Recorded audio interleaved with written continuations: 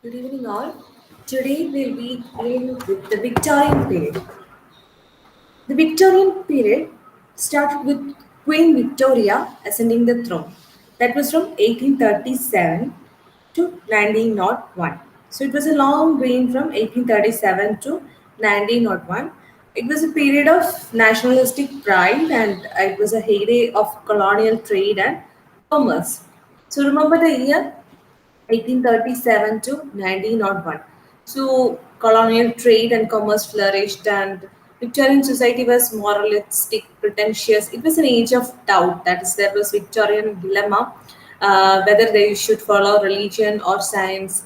So there was an expanding wealthy middle class, and nationalism was there, and the issue of the women question, that is, equal rights should be granted for women. Such questions were raised by in feminist agitations. So the background of the Victorian era was this, and there was an emerging technology and innovation, that is the spinning mills, powerful steam engines, the introduction of railways, etc., happened during this period. An industrial revolution resulted in inaugurating the modern era of mass production and consumption. So, uh, various industries burgeoned in England, and as a result, there was a growing urbanization in England. So, rural landscapes were diminishing due to this growth of urbanization. Then there was a great exhibition of London. This was an exhibition of the works of industry of all nations. That is, it was held in 1851 in the newly constructed Crystal Palace in the Hyde Park in London. So, a lot of exhibits that the Britain collected from various countries were showcased in this exhibition. Then comes the Indian Rebellion. That was in 1857. It was known as the First War of Independence, First Indian War of Independence. That is a mutiny by the sepoys of the Army of East India Company resulted in this First War of Independence. Then there was the Irish Home Rule, because at that time Ireland was a separate country but under the control of British rule. So Ireland witnessed a great famine at this time. There was loss of crops, there was loss of potatoes, etc. So Irish people blamed Britain for for their pathetic condition. So this led to a lot of rebellion and home rule movements. That was Irish home rule, and the Chartist movement started in three with the Great Reformation Acts of the Great Reform Acts were in 1832, 1867, and 1884. The Reform Acts, I repeat, 1832, 1867, and 1884. It extended voting rights to previously disfranchised citizens. It led to controversies, and women got voting rights only in 1918. The Chartist movement was the People's Charter was published in 1838. It was prepared by a committee of six members of the parliament and six working class men. They demanded parliamentary reforms and voting rights. So many working class movement followed that between 1838 and 1848. They sought to political reform. Together they called for a Chartist movement. So then there were the Crimean War and the Boer Wars. The Crimean War was like it happened from 1853 to 56. In this war, Russia lost to France, Britain, and the Ottoman Empire.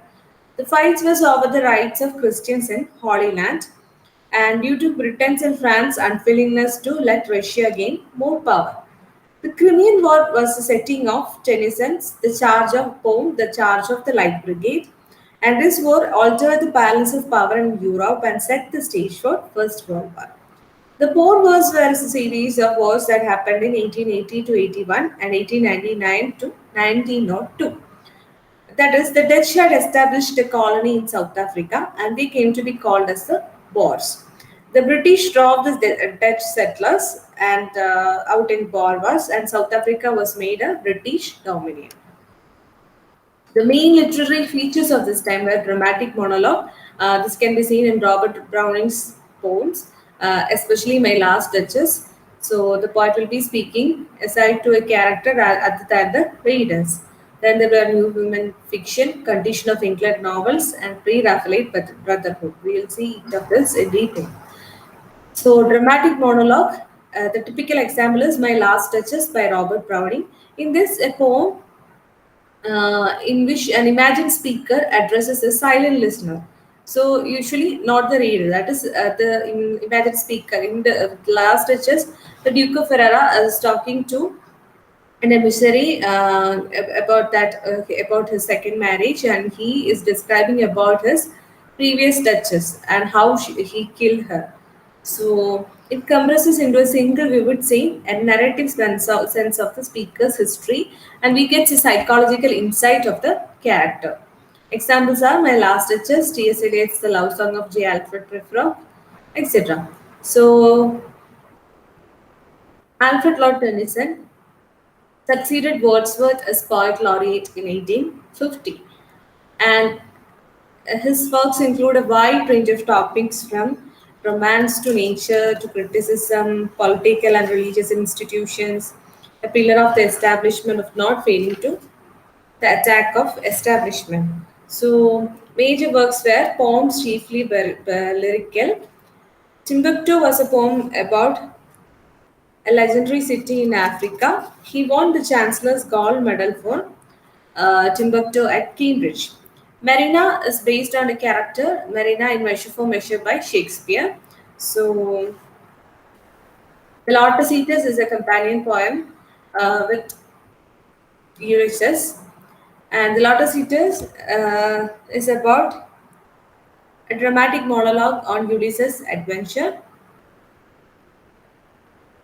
The Lady of Shalott is an Arthurian story in ballad form depicting tragic love. That is, the Lady of Shalott is separated from the outside world because she is cursed to remain in her tower in an island beside a river flowing to Camelot.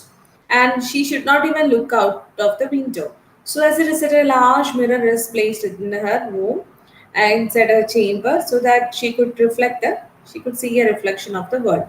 So, seeing Sir Lancelot riding down to Camelot, what happens is that the lady leaves her loom to look directly at him, and as a result, the curse acts immediately upon her. She dies. So, Ulysses is a companion piece of the Lotus Eaters, and Ulysses depicts the spirit of the time, the nationalistic spirit of the time. It was written in the form of a dramatic monologue where Ulysses declares that there is no point in his staying at home at Ithaca. He was a wandering spirit. He wanted to explore regions. He wanted to experience the essence of life. So Ulysses, the important lines from Ulysses are to follow knowledge like a shining star, to strive, to seek, to find, and not to yield is very, very important. They are the lines from Ulysses. So, to strive, to seek, to find, and not to yield. Motet de Arthur was another important word. Titanus was a dramatic monologue based on Greek mythology. And the princess, there are a lot of works, so you need not remember all these. Just at least you should be able to identify who wrote all these poems. So, the Princess a Medley is a frequently asked question for net exam. It was Tennyson's first attempt at a long narrative poem, so it was a serio-comic poem in blank verse. The theme of the poem is education of women and the establishment of female colleges. So, therefore, the theme of the poem is education of women and the establishment of female colleges. Presents a ladies' academy and mutinously intellectual princess at the head. Princess Ida is a new woman who assert that men and women should have identical roles in society. So, the theme of this poem is education of women. In memoriam, AHH, that is Arthur Henry Hella. It was written in memory of poet's beloved Cambridge friend Arthur Henry Hella, who died suddenly of a cerebral hemorrhage. So he was the original title was The Way of the Sword. It was a group of 132 elegies written over a period of 17 years. Nature red in tooth and claw is a famous expression from the poem. The poems of In Memoriam dealt with Tennyson's exploration of his feelings of love, loss, and desire. So it is an elegy. It was written for his in memory of his beloved friend Arthur Henry Helen. Then Maud and other poems are there. Charge of Light Brigade. It's a fierce criticism of famous military blunder while the princess dealt with pseudo chivalry common among the royalty. That is, it describes a disastrous historical military engagement which happened during the Crimean War, which was fought between, we already discussed about the Crimean War. It was fought between Turkey and Russia. So it is about the story of a brigade of 600 soldiers who rode on horseback into the valley of death. Then Maud is there. Idylls of the King is a cycle of 12 narrative poems written in blank verse. So it blends the story of King Arthur and the Round Table. Then Enoch Arden, it is an important question which is asked frequently for net exam. Usually, minor works of the major writers will be asked for net exam. So, Enoch Arden was such a work. It was not so important, but in the net exam, I think for the past 2 years it was asked for the net exam. So, Enoch Arden presents a tragedy of a village life. It is based on a story that Tennyson heard from the sculptor Thomas Woolner, and this plot of the story is the plot of the poem is a seaman who supposedly drowned returns. A seaman was thought to have drowned himself in the sea, but he returns, and when on his return he sees that his wife has married somebody else. He regretfully retires without making himself known. So that is the plot of Inner Garden. And imperialistic verses such as The Defense of Lucknow and Havelock, November 25th, 1857, was written by him. Poetic dramas such as Queen Mary, Harold, Beckett, and the Cup, The Promise of May, was also written by him. Alfred Lord Tennyson was Queen Victoria's favorite poet. So she considered him the perfect poet of love and loss. So, who was Queen Victoria's favorite poet? That was asked once, I think, for the net exam. It is Tennyson. T.S. Eliot called him the poet of metric and melancholia. Then, Robert Browning is very, very important for net exams. Um, so you have to study and prepare notes for Robert Browning, so that you'll be able to answer the questions for net exams and for common entrance. For common entrance, you won't be asked too deep questions. You'll be asked only questions from the surface level, like whose poem is this, like that. But for net exam, you have to study, you have to prepare in detail. So here is a brief overview about Robert Browning's works. He is noted for his mastery of dramatic monologue and psychological portraiture. So he was an expert of dramatic monologue. Pauline, a fragment of a confession, was his first published work. It is also subtitled as a fragment of confession. Paracelsus is a story of a 16th century alchemist. Sordello is a long poem in heroic couplets. Dramatic poetry, Pippa Passes, is a verse drama about a woman who works as a silk white.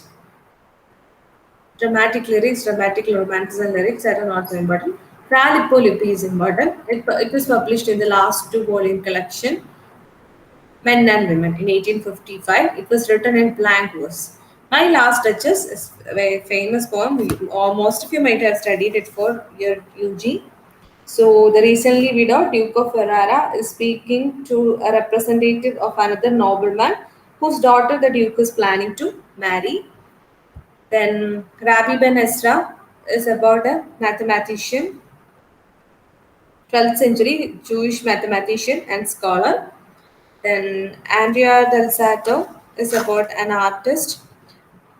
The subtitle of Andrea del Sarto is The Fatherless Painter. He was a Renaissance painter in Florence, talking to his beautiful but unfaithful wife Lucretia. Then Abbot Rockler is about a 18th century German music composer who is talking to himself. He is based on a real musician. Then Pied Pepper family in the bishop orders his tomb at St. Prax's Church. The Ring and the Book is the story of a Roman murder trial in 12 books. It is a long dramatic poem and it was published in 4 volumes. It was a tribute to his wife Elizabeth Barrett Browning, who was another famous writer of the period. It is about the discursive story of the murder of a young wife, Pompilia, by her worthless husband. And the story is told from the perspective of 9 different people. Men and Women is another important collection. Asolando, Francis, Fancies and Facts was one of his last works. Then he produced a translation of Aeschylus' Agamemnon and essay on Shelley. In his initial years, he was an ardent fan of Shelley, so it is only prose work by him. Then Elizabeth Barrett Browning was another important poet, and she was the wife of Robert Browning, and she is famous for her love poems, sonnets from Portuguese and Aurora. Sonnets from Portuguese consist of 44 love poems. How do I love thee? Let me count the ways. So the name Sonnet from Portuguese happened because Browning called her by the pet name My Little Portuguese. So Aurora Lay is her longest verse. It was an epic verse in novel in blank verse. And there are 9 books in Aurora Lay depicts a woman poet hero whose country's destiny depends upon the balance of her deeds. 9 books. 9 is the Sibyl's number. So it is the longest and most innovative work. It was an epic verse novel in blank verse. Casagoody Windows, The Runaway Slave at Pilgrim's Point, A Drama of Exile, Lady Geraldine's Courtship, A Curse for Nation, etc. Translated Aeschylus, Prometheus Thought. Then Matthew Arnold was the son of a famous headmaster of rugby school, that is Thomas Arnold, and his reputation rests equally upon his poetry and criticism. He was a famous critic. His poetry is thought-laden and elegiac, melancholic in tone, sometimes didactic, etc. So, Dover Beach is his famous poem. Then it is a melancholic lyric poem. So the speaker is on the beach and he is watching the calm sea and full tide.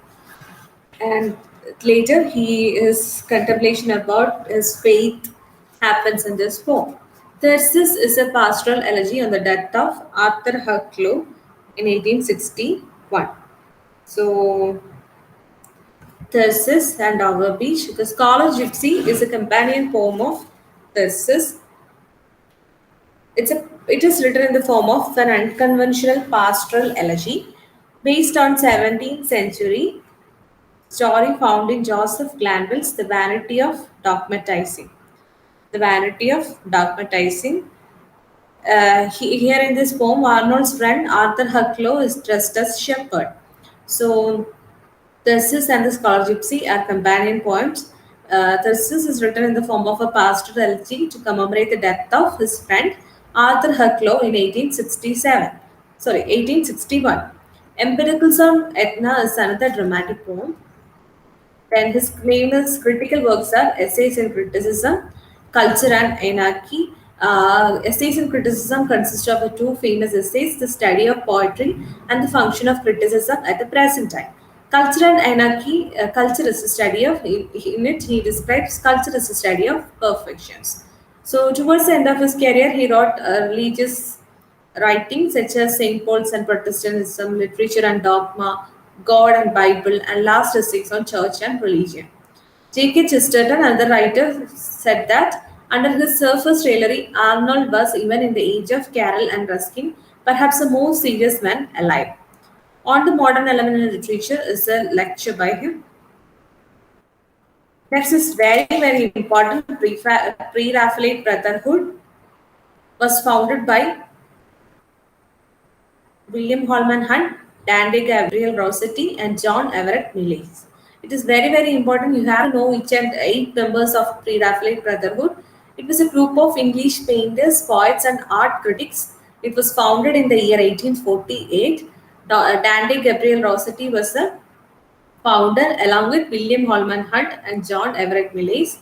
So, along with them, William Michael Rossetti, who was a brother of Dante Gabriel Rossetti, James Collinson, Frederick George, Stephens, and Thomas Woolner formed a seven-member brotherhood.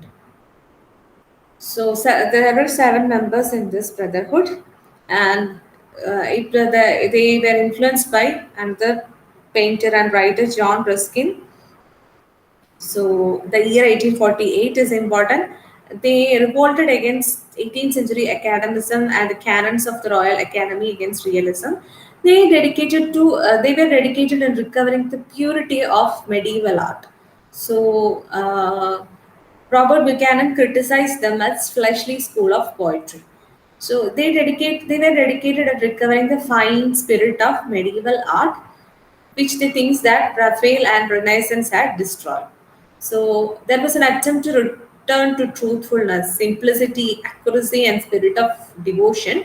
William Morris was another prominent member, and the germ was their periodical. The germ was their periodical. That is very, very important. I think it was asked for almost all the net exams.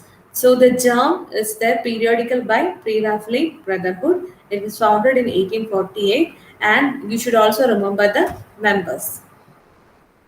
In his criticism, a Scottish author, Robert Buchanan, criticized them as a fleshy school of poetry because they treated sex and their depiction of nude scenes agitated him. So, due to this detailed description of scenes and frank treatment of sexuality, Robert Buchanan criticized him. Rossetti replied with the stealthy school of criticism. Swinburne replied with a pamphlet under the microscope. So remember the fleshy school of poetry.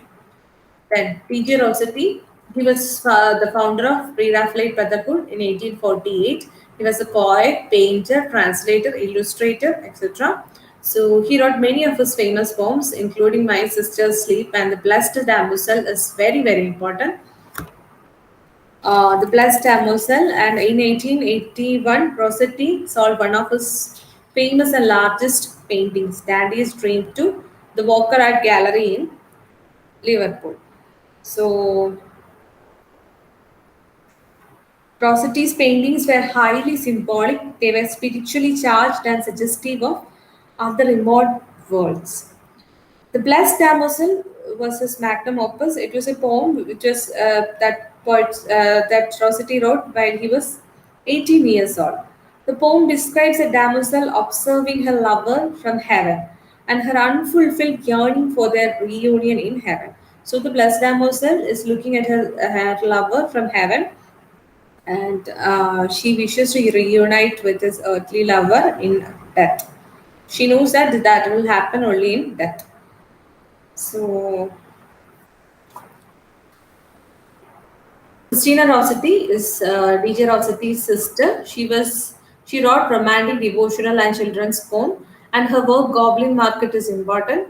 Remember, Commonplace and Other Stories, Speaking Likeness, and Call to Be Saints are other important works. A.C. Swinburne. So please check for the details of Goblin Market. English poet, playwright, novelist, and critic, A.C. Swinburne. He wrote about many taboo topics such as lesbianism, sexuality, cannibalism, anti-theism, etc.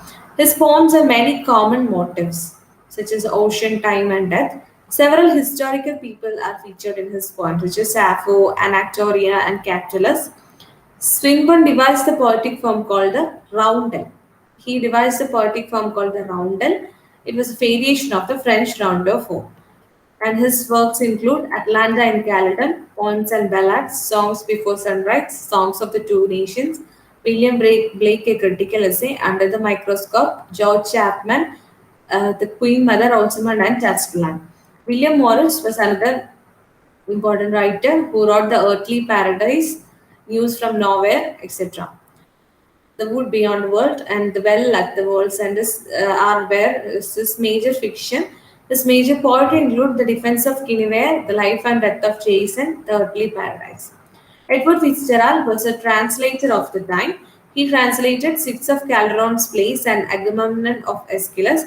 He is most famous for his translation of Rubaiyat, written by the Persian poet Omar Khayyam. He translated it into English. Then, moving on to Victorian fiction.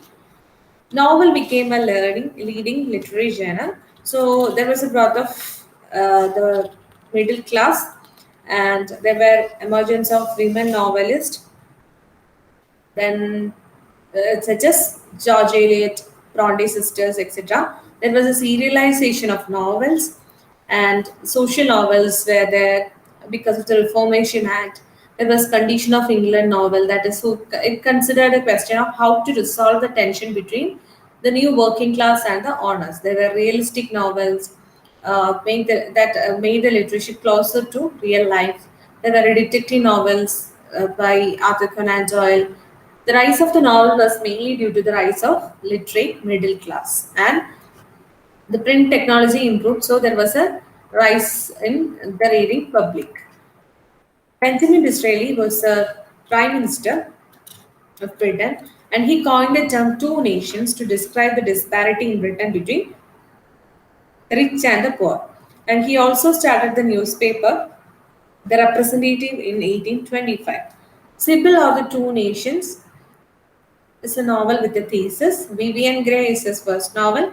Henrietta Temple was a semi autobiographical novel. Endymion was the last novel he published before his death. Sometimes Sybil of the Two Nations or Vivian Grey were asked for next exam. The revolutionary epic, The Tragedy of Count Alceros.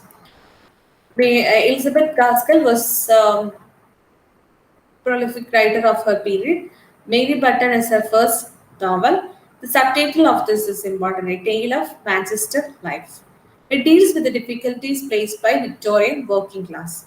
And she wrote a biography of Charlotte Bronte, the life of Charlotte Bronte. That is important. She was a biographer of Charlotte Bronte.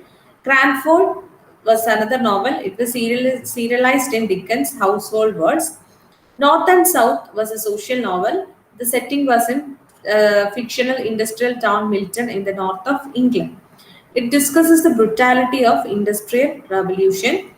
Wives and Daughters, the subtitle of this work is An Everyday Story.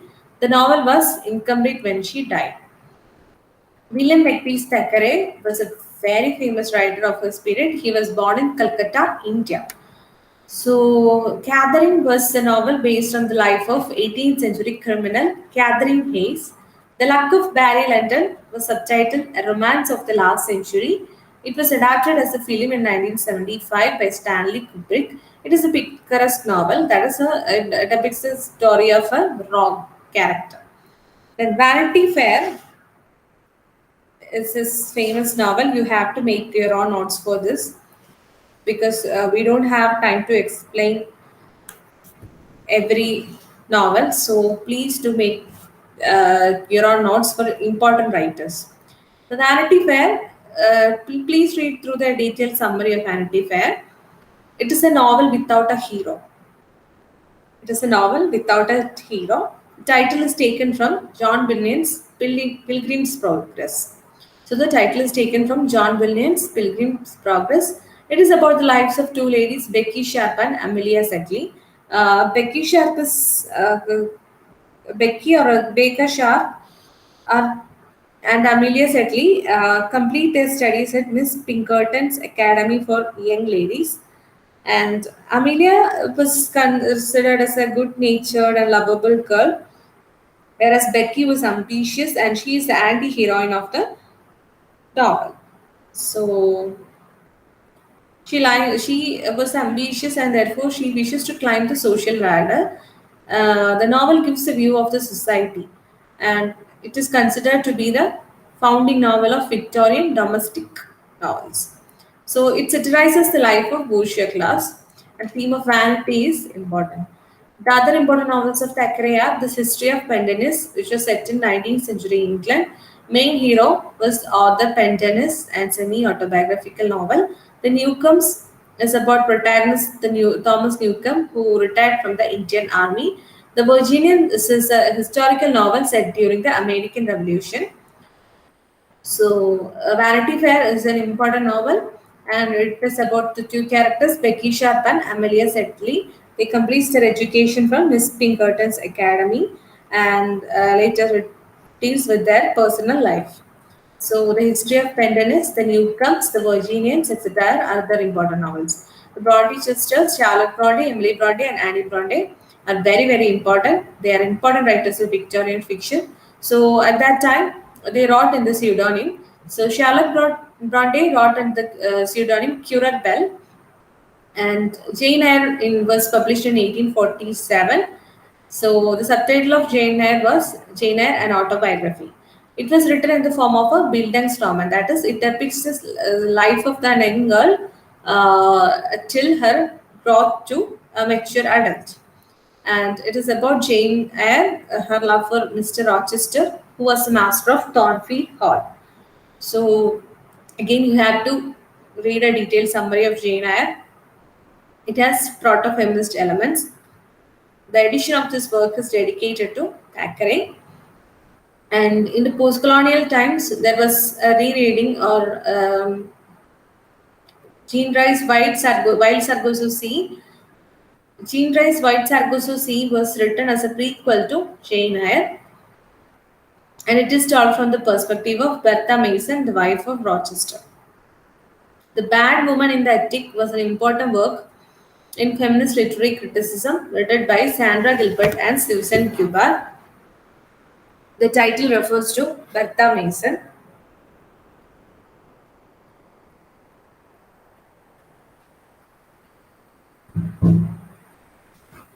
The Village is another novel written by Charlotte Bronte, and the protagonist is Lucy Snow.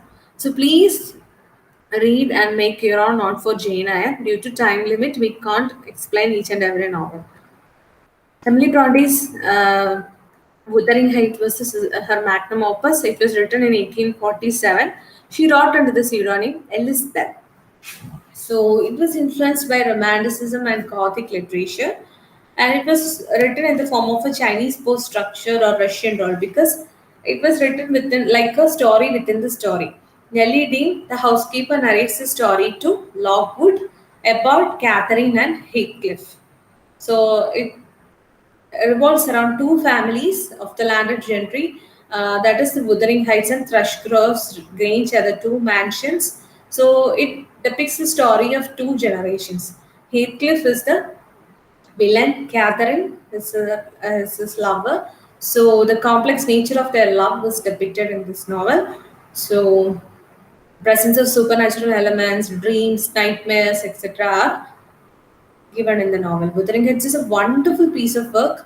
If you have time, you can read the original novel. It's a you should read that. Then only you can enjoy the beauty of that novel. So please do read if you have time. Annie Bronte or Acton Bell, she wrote under the pseudonym Acton Bell.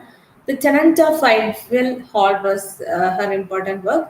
This novel is structured as a series of letters from Gilbert Markham to a friend about the events surrounding his encounter with a mysterious young widow named Helen Graham, who arrives with a young son and a servant at Wildfield Hall, an Elizabethan mansion that has been empty for several years. It is considered as one of the first feminist novels. Moving on to Charles Dickens, again, this is an important area for common entrance and net exams. Charles Dickens is a sure question. You have to make your own notes for Charles Dickens. You have to prepare a brief summary for each of the novels so that you will be able to remember and revise these. You should know all the major characters from Charles Dickens' novel, and you should know all the novels. Then you should at least be able to have a chronological order of his novels. So please do read and make your own notes for Charles Dickens. He's very important. He was a novelist, short story writer, non-fiction writer, social critic, and his childhood was dramatic. That is, he with his father transferred from London. He was for several years neglected. He had to work in factory, and later he established his career as a journalist. His pen name was Bose. So sketches by Bose was his initial work. It was divided into four sections and 56 sketches concerning London scenes and people were included. Illustrations were done by George Cruikshank. The Pickwick Papers is the first novel of Dickens. It was written in 1836. The subtitle is The Posthumous Papers of the Pickwick Club. It was a picaresque novel, and the characters are Samuel Pickwick, Nathaniel Winkle, and Augustus Snodgrass. At least you should be able to locate these characters in this particular novels. Oliver Twist is very, very important. You should read a detailed summary. I think for almost all the common entrance exams and net exams, Oliver Twist are being asked continuously. So, Oliver Twist, the subtitle of Oliver Twist is The Parish Boy's Progress. It's a social novel that exposes the harsh working conditions in workhouse. Oliver Twist was an orphan born in a workhouse and he was sold into apprentice with an undertaker. So, Oliver Twist asked for more. It was a criticism of the new Poor Law of 1834. Then Mrs. Bumble, Mr. Sawbury, Fagin, Brownlow, Rosemary, Artful Dodger, etc. are important characters. So it was serialized in Bentley's Miscellany. It was a social novel that shows the underside of London society. It was a criticism of the new poor law of 1834, and unromantic portrayal of criminals were also done by Dickens. Oliver Twist was an orphan. He had a miserable life in an orphanage and then in a workhouse. When he asked Mr. Bumble, the caretaker, for more, Mr. Sawbury, an undertaker, is given £5 to take him away. So Oliver Twist is the character who asks for more food. In the poorhouse, that the children were not given adequate amount of food, so Oliver was hungry and he asked for more. He runs away to London, where he meets the criminal, the artful Dodger or Jack Dawkins.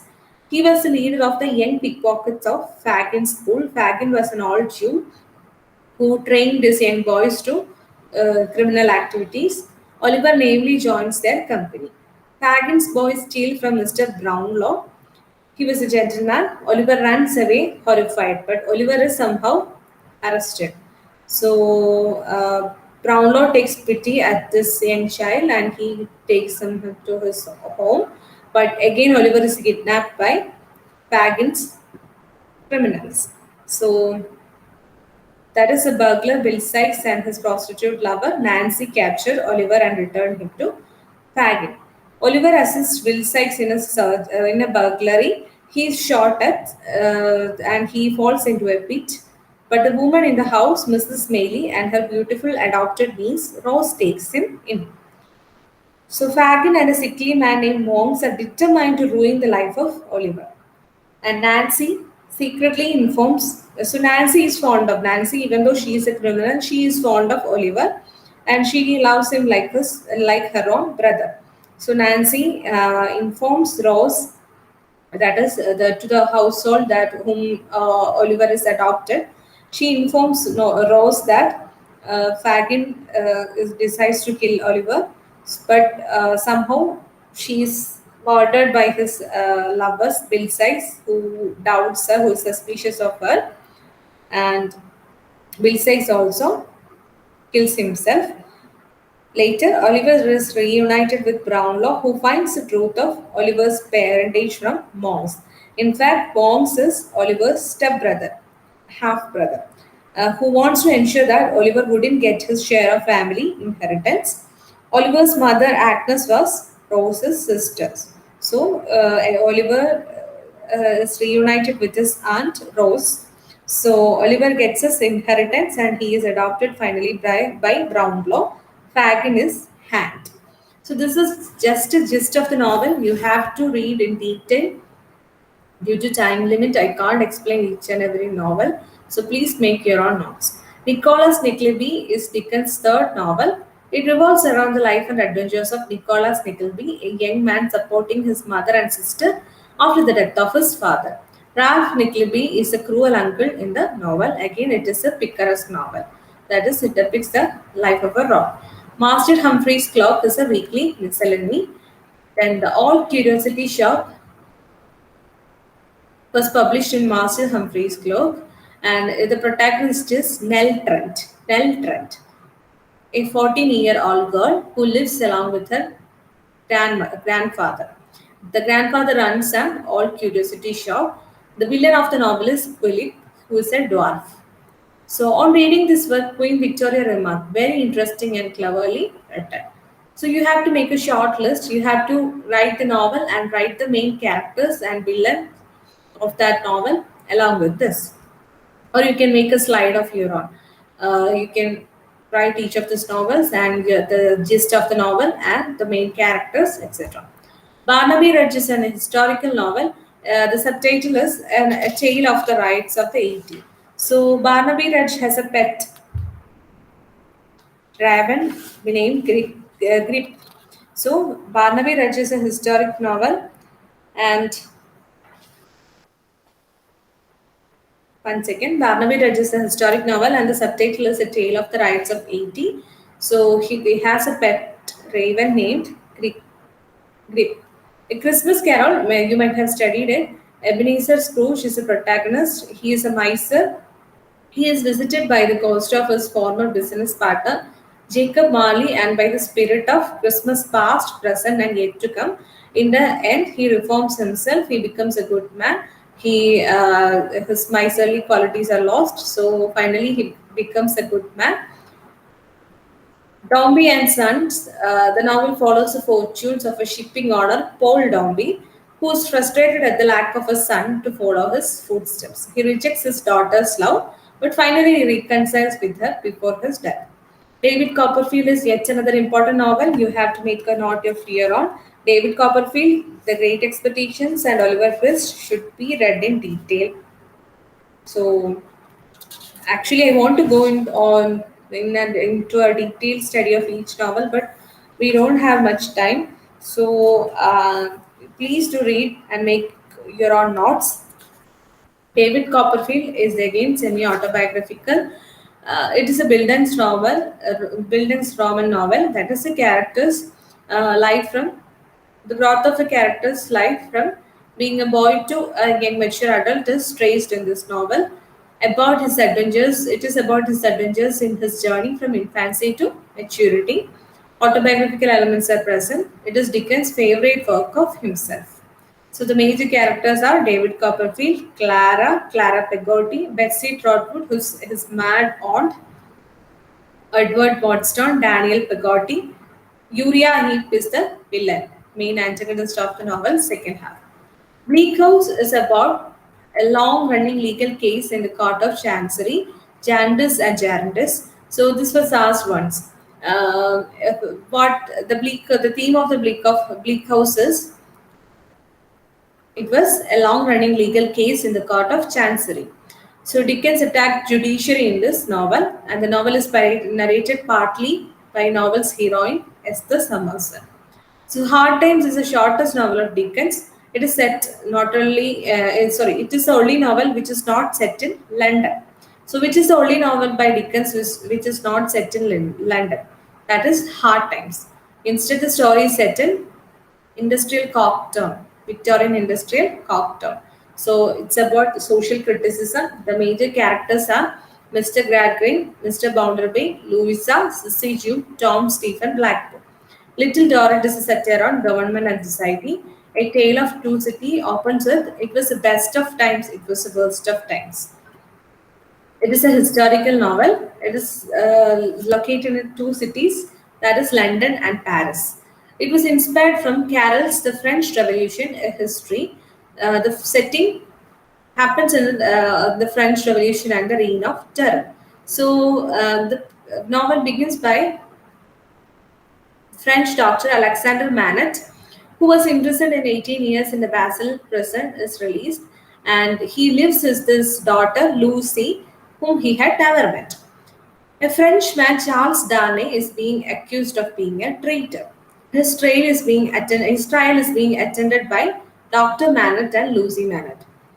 However, Sidney Carton, who was an advocate, points out the similarity between himself and Charles Darnay, the prisoner. So the judge acquits Darnay after being convinced that this confusion occurred due to the mistaken identity.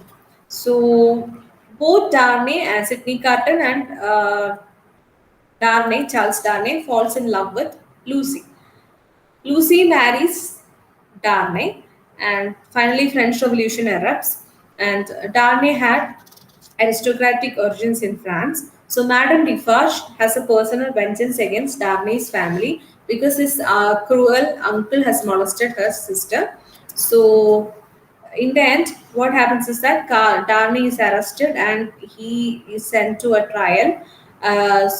But what happens is that Carton saves Darnay's life because they resemble each other. So he saves Darnay's life by swapping himself while Darnay was asleep. So finally, Darnay reunites with his family, and Carton sacrifices his life for the love of Lucy.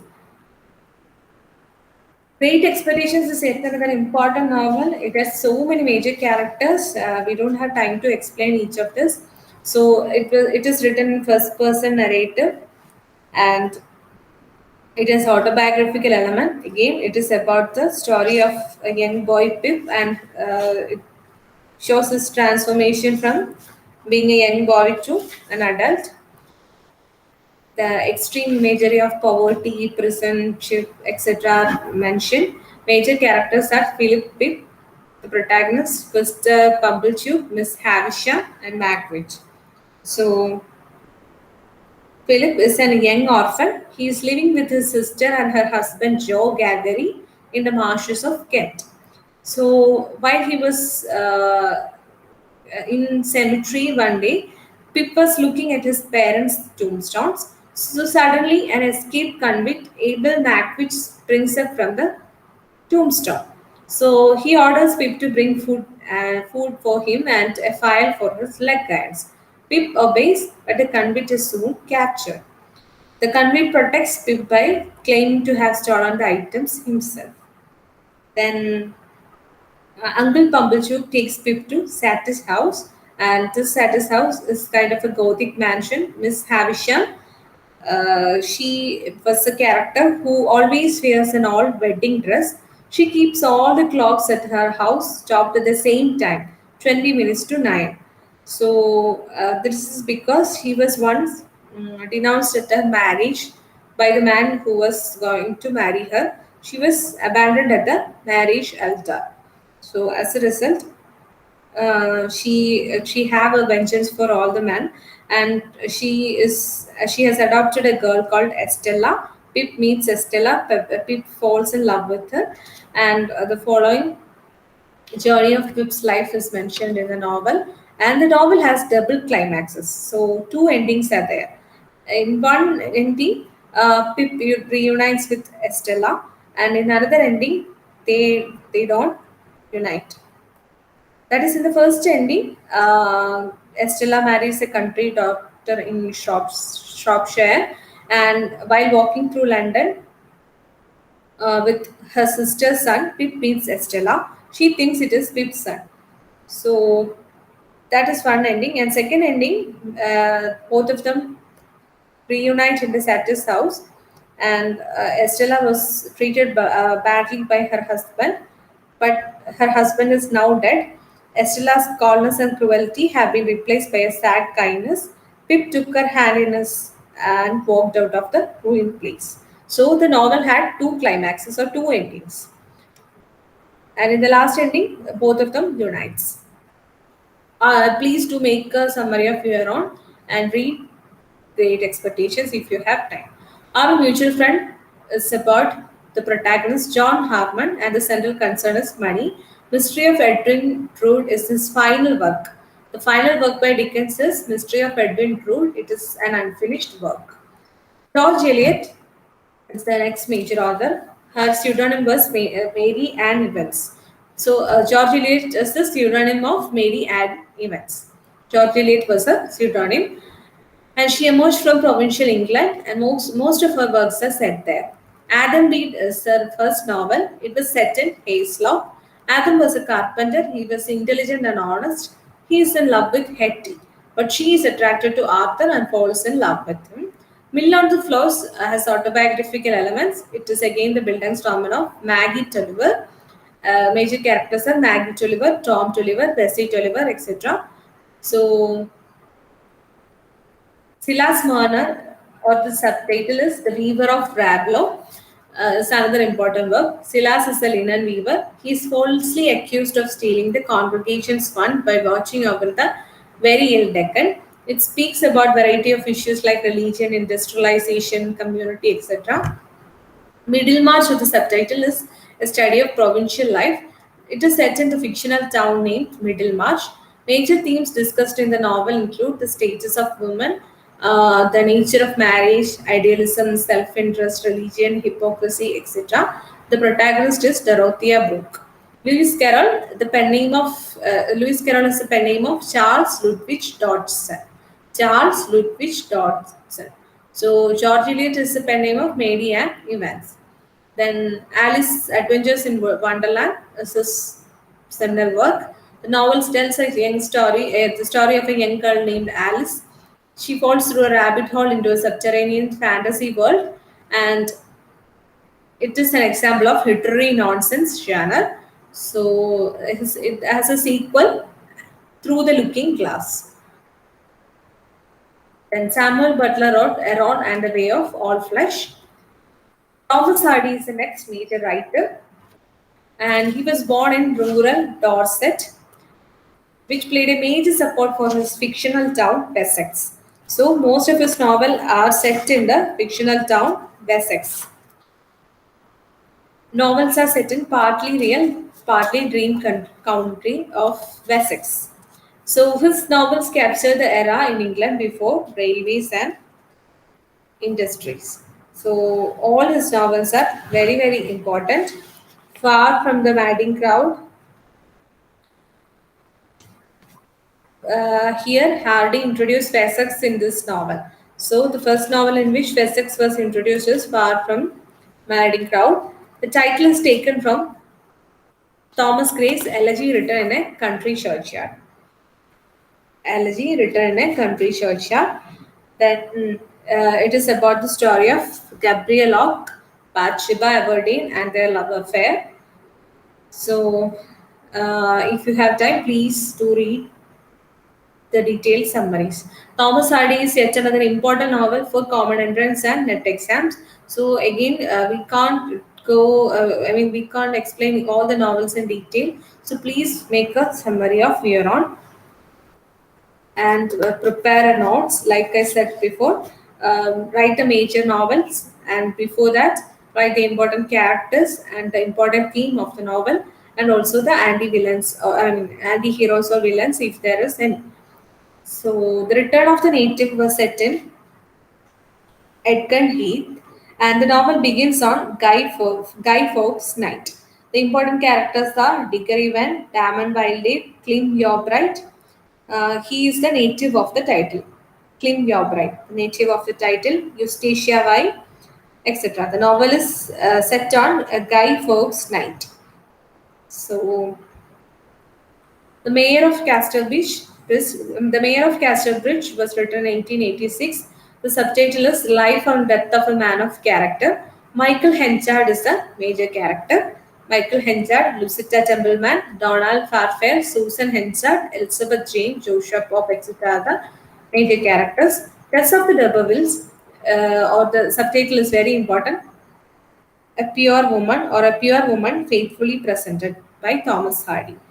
It challenged sexual morals of late Victorian England, and the subtitle became really controversial. Hardy was criticized for the sympathetic illustration of a fallen woman. So, it criticized the conventions of Victorian morality.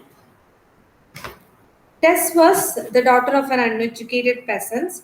Tess' father learns that he is descended from a medieval noble family, the D'Urbervilles, and they sent her to an ancestral house of D'Urbervilles. There, she encounters with the lady's daughter, Alec. Alec rapes her, and she gives birth to a son called Sorrow. Sorrow dies soon, and from there she takes a job at Talbot's Dairy, and there she meets the Reverend's son, Angel Carter. He immediately falls in love with her, but Tess, due to her history with Alec, is reluctant to marry Angel. but Angel waits patiently for her, and towards the end he proposes her. And at the on the day of the marriage, Tess writes a long letter and plays, but somehow the letter goes misplaced under the carpet. So Tess believes that Angel knows all about her history with Alec, but Angel doesn't know anything. On the first day of her marriage, she explains everything about her past to him, but Angel gets angry and he leaves her alone. So while he goes to Brazil, what happens is that Tess is met with poverty. She doesn't have a place to go. She loses her job. So once again, she meets Alec, the man who rapes her, and he seduces her in a lot of ways.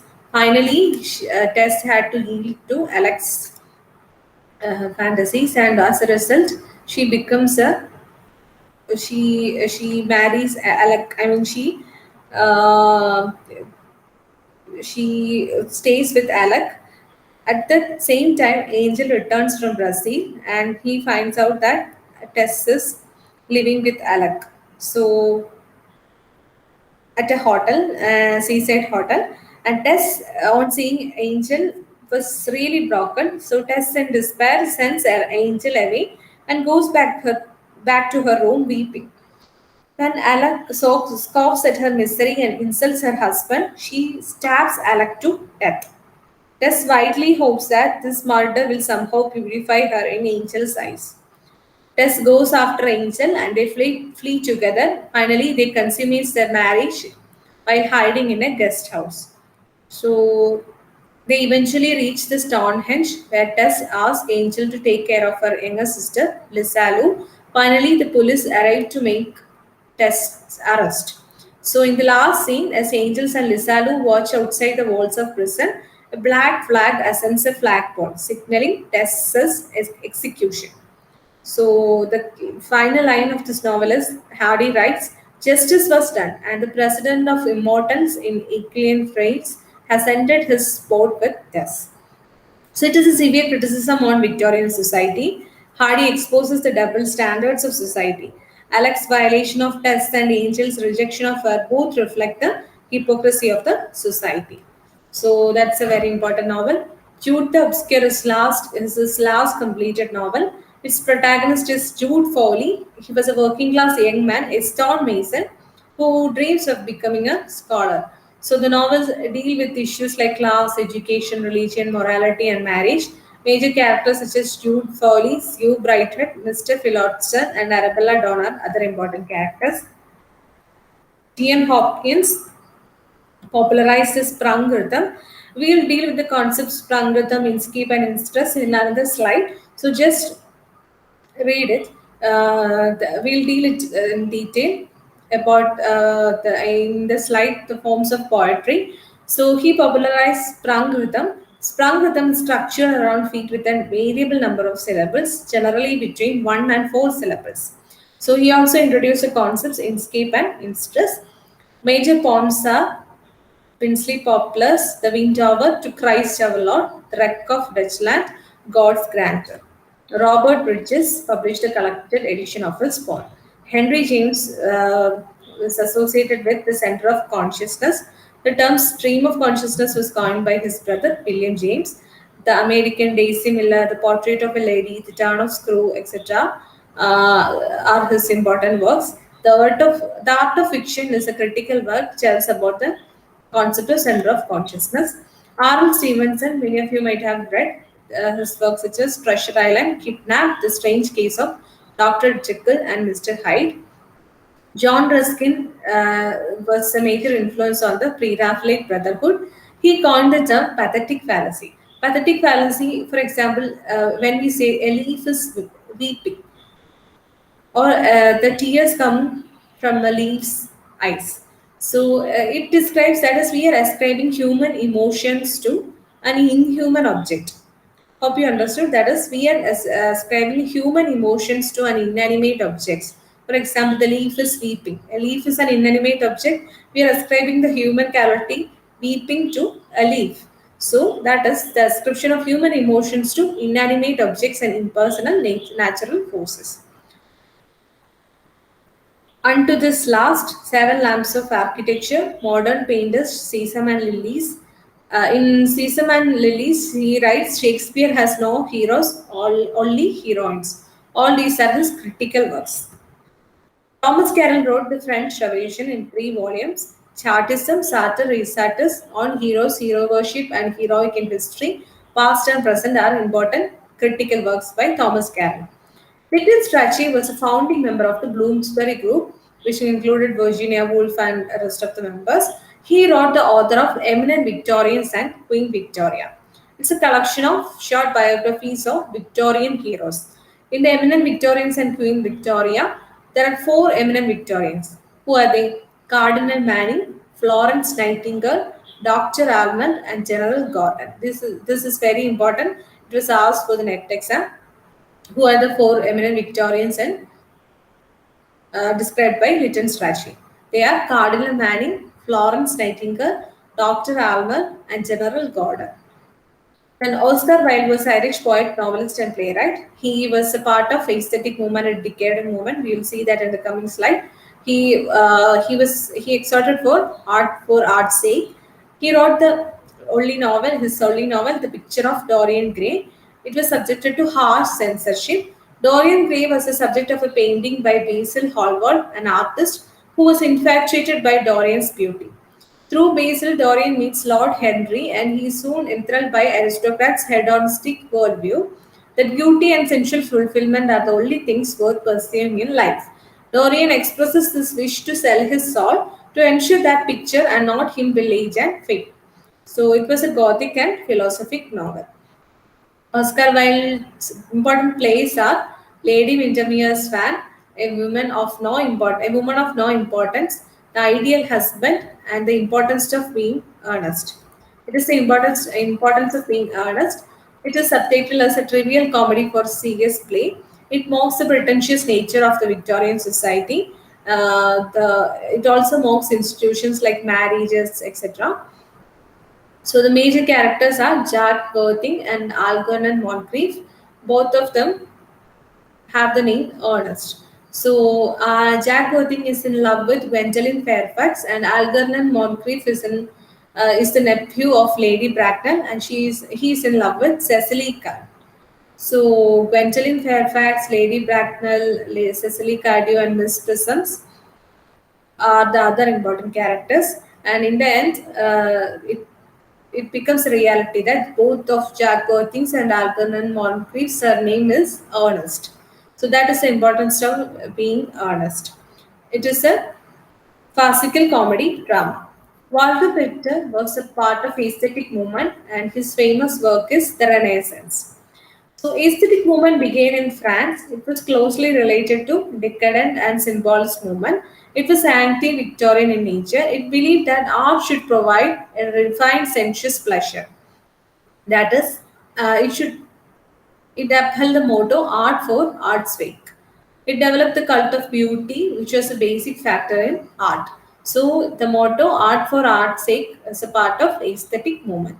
Major figures are Walter Pater, Oscar Wilde, and A.C. Swinburne. Decadent movement began in late 19th century. French movement related to aestheticism. It was based on the qualities attributed to literature of Hellenistic Greece and classical Rome. The central idea is that art is opposed to nature and to standards of moral and sexual behavior. So the central idea of decadent movement is that art is opposed to nature and to standards of moral and sexual behavior. So, thank you. With this, we'll end today's session. Please make a detailed note of Charles Dickens, Thomas Hardy, and the Bronte sisters. And all those works that I told you that were important, please make a note. And you should write a major novelist, the major novels in chronological order, and you should write the important characters from the novel, and you should also mention about the anti-heroes if there is any, and then the major themes of the novel should be also prepared. So please make your own notes. Due to the time limit, we can't go to the details of each and every novel. If possible, read the original text. I prefer reading the original text. If you don't have time, read the detailed summaries. Thank you.